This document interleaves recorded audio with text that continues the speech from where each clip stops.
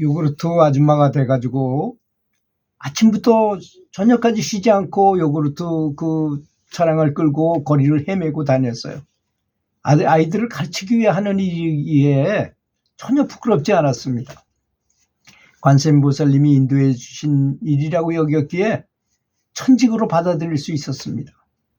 남몰래 눈물을 흘려야 했던 아픈 기억이 없는 것은 아니지만 나는 이 일을 통해 아들을 대학원까지 딸은 대학까지 마칠 수 있도록 가르칠 수 있었습니다. 나는 여느 때와 다름없이 집을 나와 버스를 탔고 종점에서 내려 대군대를 향해 올라가기 시작했습니다. 그리고 마의 관음상 앞에 선 나의 핸드박 속에는 내가 그렇게 갖고 싶어 했던 아파트의 등기부 등본이 들어 있었습니다. 아이들이 무사히 공부를 마치고 둘 다 직장을 구하자 이제 관세음 보살님께 전세가 아닌 아파트 한 채만 갖게 달라고 해달라는 기도를 드렸던 것입니다. 야쿠르트 아줌마로 번 돈과 아들과 딸이 월급을 보태서 함께 마련한 우리의 보금자리였습니다. 나는 등기부 등본을 꺼내 들고 관세음보살님께 말씀드렸습니다. 관세음보살님, 당신이 주신 아파트예요. 감사의 마음이 뜨거운 눈물이 되어 흘렀습니다.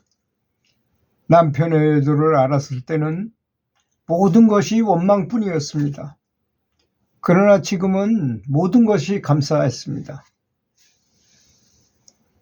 잘 자라준 아들과 딸에 감사하고 역경을 이길 수 있는 지혜를 주시고 아파트라는 보금자리를 마련할 수 있게 가피하신 관세음보살님께 감사를 드렸습니다.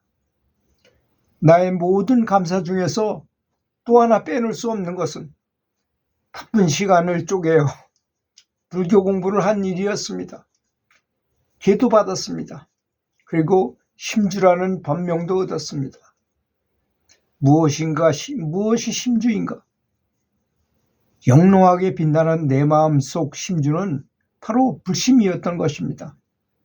나는 금강경을 한 구절 듣고 문득 깨달으셨다는 육조스님의 말씀이 떠올려 봅니다. 그동안 중생으로서 번뇌에 물들고 더럽혀진 것을 알았는데 알고 보니 내가 바로 청정한 부처였구나.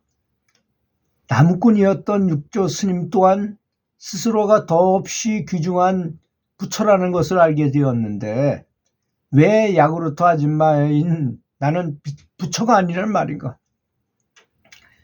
나는 오랫동안 지지로도 못나서 남편의 사랑을 받지 못하는 박복한 여자라고 스스로 비하하고 살았습니다. 그런데 금강경의 의미를 조금씩 알게 되면서 그것이 참으로 잘못된 생각임을 스스로 알게 되었습니다. 나는 모든 것을 갖춘 이미 부처였던 것입니다. 다만 지혜의 눈을 뜨지 못해 알지 못한 것이었을 뿐이었습니다. 내가 부처라는 것을 알게 되자 자살은 부처가 부처를 죽이는 살불이라는 엄청난 중죄임을 깨닫게 되었던 것입니다. 모든 것을 스스로 구족하였기에 이제 더는 무엇을 해달라는 기도는 하지 않을 생각입니다. 대신 이제는 내가 가진 것을 나누며 살 작정입니다. 살아오면서 너무 많은 것을 세상으로부터 받았습니다. 그래서 아름답게 인생을 회양하겠다는 서원을 담아 두 손 모아 합장합니다. 그리고 나지키 염송해 봅니다. 나미아불타불 관세음보살.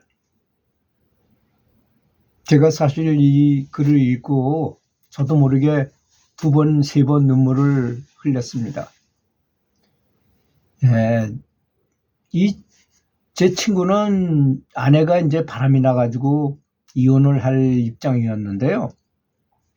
친구가 저한테 그런 말을 하면서 친한 사이니까 이제 얘기를 하면서 그 친구 얘기를 이렇게 들어보니까 제가 이제 명상을 열심히 하고 연불도 열심히 하면서 하나의 깨우침이 있었는데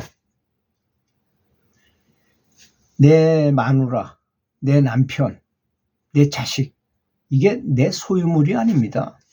소유물이 아니라는 걸 전 깨우쳐서 그 친구한테 얘기했어요. 그렇게 되는 것이 다 전생의 업장이다. 그리고 저 사람이 바람 피웠다는 것에 당신이 그렇게 괴로워하는 것은 저 여자가 내 거라는 생각 때문에 그런 거 아니겠는가. 그게 결코 쉽다고 저는 말하지 않고 그 친구한테도 쉽다고 얘기한 건 전혀 없습니다. 그 사람이 얘기를 다 들어주고 나중에 와서 그렇게 넌지시 얘기한 얘기인데요. 정말 그렇더라고요. 사람의 삶이 자기를 내려놓고 그래서 금강경에 나오는 그런데 나오는 그 응무소주 이생기심이란 말을 보면 아무데도 걸림이 없고 집착도 없고 욕심도 없다면 뭐 그렇게 긴장할 게 뭐 있고 그렇게 가슴 아플 게 뭐가 있느냐 이런 생각이 들었다는 얘기 아니겠습니까? 그런 대화를 엄청나게 하면서 그 친구 얘기를 많이 들어주고 조금의 조언만 하고 이런 식으로 했더니까 그 친구가 부인에 대해서 만약에 사람은 이 몸의 호르몬이 다 틀려요, 사람마다. 어떤 사람은 부신피질형이 있고 또 성호르몬형이 있고 뭐 이렇거든요. 성호르몬의 형을 가진 사람은요, 이 성욕이 너무나 강하기 때문에 그걸 자기가 제어할 수가 없어요. 그래서 그럴 수도 있습니다. 그게 바로 업장이라는 것이잖아요. 그 전생하고 다 관련이 있어서 그렇게 된 거잖아요. 근데 그 친구도 잘생기고 뭐 돈도 잘 벌고 아무 문제가 없는데 그 부인은 그렇게 잘생기지도 못한 사람이 그렇게 바람을 피웠던 것입니다. 그래서 그 친구가 그렇게 연불하면서 업장을 녹이고 계속 하더니 그 부인이 그대로 있는 대로 그냥 저 사람은 내 여자가 아니다. 내가 잘 모시고 살아야 될 업장을 가진 사람이다. 이렇게 생각해가지고 그나마 그 사실을 다 알면서도 용인해가지고 같이 살기로 그냥 자식들 다 있는 데서 자식들도 전혀 모르게 싸워도 둘이서만 싸웠으니까 자식들 전혀 모르는 상태이고 그냥 그대로 넘어가서 지금도 잘 살고 있어요. 아무 이상 없이. 오히려 아내를 잘 도와줘가지고 아내가 이제 뭐 다시 자기 혼자 뭐 이렇게 직장 생활도 할 수 있게 도와주고 그래서 아무 문제 없이 잘 슬기롭게 그 어려운 시절을 지났습니다. 모르죠. 뭐 지금도 그런 버릇을 못해서 몰래 어떤 불륜을 저질릴지는 모르지만 그러거나 말거나 무슨 상관하지 말자 이렇게 말했어요. 그래서 어떤 친구들 간에 이런 말을 하는 친구들이 많더라고요. 마누라가 문지방 넘어 집으로 들어오면 내 거고 문지방 넘어서 밖으로 나가면 남의 거다. 이런 말을 하는 친구들도 많은 거 보니까 그렇게 사는 사람들이 많은 것 같아요. 또 이렇게 음란한 그 동영상 같은 데 보면 그런 바람 피는 것에 대해서 뭐 등산 가가지고 등산하는 사람끼리 묻지 마, 뭐 해가지고 둘이서 좋아가지고 그냥 여관으로 바로 직행하고 그런 게 허다하게 많이 있잖아요. 이 사바세계에 살면서 사실 말은 쉽습니다. 응무소주 이생기셈이라든지 세상 만사가 다 허공의 꽃이고 거기에 대해서 뭐 우리가 너무 집착하지 말고 어쩌고 저쩌고 말을 하지요. 그렇지만 내가 한번 선수로 나가는데 내가 당구 선수로 나가는데 거기서 당구대회에서 우승하면 10억이야. 근데 내가 4강에 들었어. 그럼 4강에서 준결승에서 어떤 사람을 만나서 게임해야 할 때 얼마나 긴장이 되겠어요. 만약에 10억이란 돈이 아니고 그냥 재미로 치는 거라면 아주 여유 있게 치겠지요. 그런데 10억이라는 돈이 걸려 있어. 그리고 우승을 하면 10억이고 준우승하면 5억도 못 받아. 또 3위 하는 사람은 1억밖에 못 받아. 그런다면 더욱더 집중해가지고 하게 되고 욕심이 생기니까 긴장하게 되고 점점 일은 잘 안 되게 돼 있는 것이 아니겠습니까? 생각이라는 건 말은 쉬워요. 말하는 거는. 근데 자기 앞에 그런 걸 이렇게 왔을 때도 그래서 제가 많이 예를 드는 그 좀 죄송한데요. 그분한테는 좀 죄송하지만 박목월 시인이 제자하고 같이 바람이 나가지고 제주도 성산포 부근에 돈도 없이 그냥 선남 선녀가 그냥 내튀어가지고 가족 다 팽개치고 거기서 방을 얻어가지고 살고 있으니 얼마나 꾀죄죄하게 살겠어요. 사랑만 가지고 됩니까? 돈도 없는데. 그런데 박목월 씨 부인께서 박동규 교수 어머니시죠. 이분이 그 말을 들었어요. 근데 이분이 보살이야.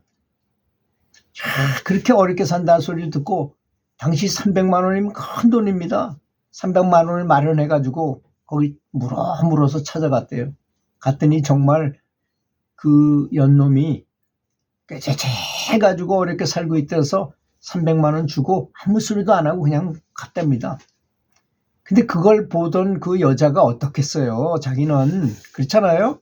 같은 여자의 입장에서 남의 남자들하고 같이 와서 살고 있는데 그 본 부인이 와가지고 돈 300만 원을 건네주고 잘 살아라고 가버리니 미안해가지고 도저히 있을 못 들어서 헤어졌어요.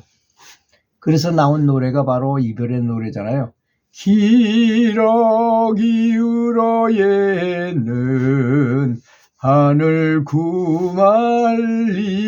바로 이 노래가 그때 이제 그 이별의 그 마음을 이렇게 시로 써가지고 자기 친구인 김성태 작곡가한테 줘서 나온 노래가 바로 그 자리에서 작곡한 노래가 바로 이 노래인 것입니다.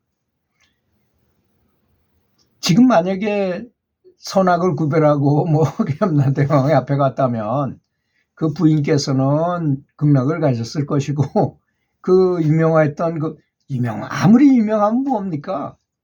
행실은 다 그 족적이 남고 인과에 조금도 벗어날 수 없다는 사실도 알아야 되는 것입니다. 그러니까 얼마나 보살 같은 마음이셨겠습니까? 그분이 참 유명한 일화를 많이 남기셨더라고요. 그 보살님이 바로 박동규 교수의 어머님이 바로 그분이시죠. 좀 죄송하기도 합니다. 자꾸 실명을 거론해가지고 사과드리면서 들어주셔서 감사합니다.